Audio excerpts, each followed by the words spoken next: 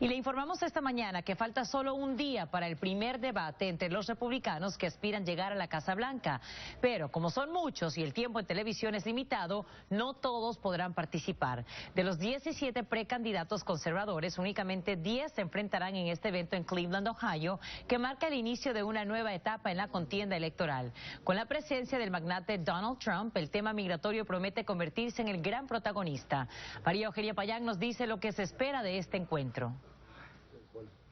Ya está listo el cuadrilátero para el primer debate entre aspirantes a la presidencia por el Partido Republicano, que se realizará este jueves.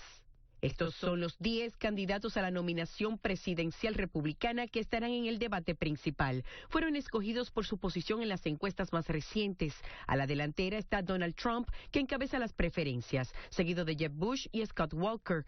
Marco Rubio se ha quedado rezagado a pesar de haber iniciado la campaña electoral como uno de los favoritos. Los otros 7 aspirantes que se quedaron fuera del debate tendrán la oportunidad de exponer sus ideas en un foro aparte que se realizará horas antes, pero que no gozará de la atención principal. Se espera que todos los cañones estén enfilados a atacar al favorito del momento, el controversial y multimillonario empresario Donald Trump, quien ha dicho que no practicará para el debate. Aunque ninguno de los aspirantes siquiera lo mencionó durante un foro en Nueva Hampshire el lunes, al que Trump no asistió. Otro que está en la mirilla es Jeb Bush, por haber dicho que no creía que se necesitaran $500 millones para atender los problemas de salud de las mujeres. Él aclaró que solo se refería a los fondos para la organización Planned Parenthood. Pero Hillary Clinton, aspirante demócrata a la presidencia, lo bombardeó ayer.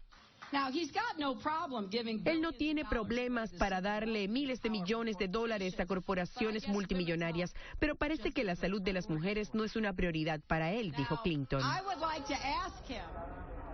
Clinton también habló de la reforma migratoria. Dijo que la mitad de los candidatos republicanos no creen en buscar una vía hacia la ciudadanía para los indocumentados. Prometió que de ganar la presidencia ella defenderá las acciones ejecutivas de Obama. Sacha, pendiente a lo que suceda mañana en el debate republicano. Sin duda alguna, María Eugenia. Muchísimas gracias por ese informe.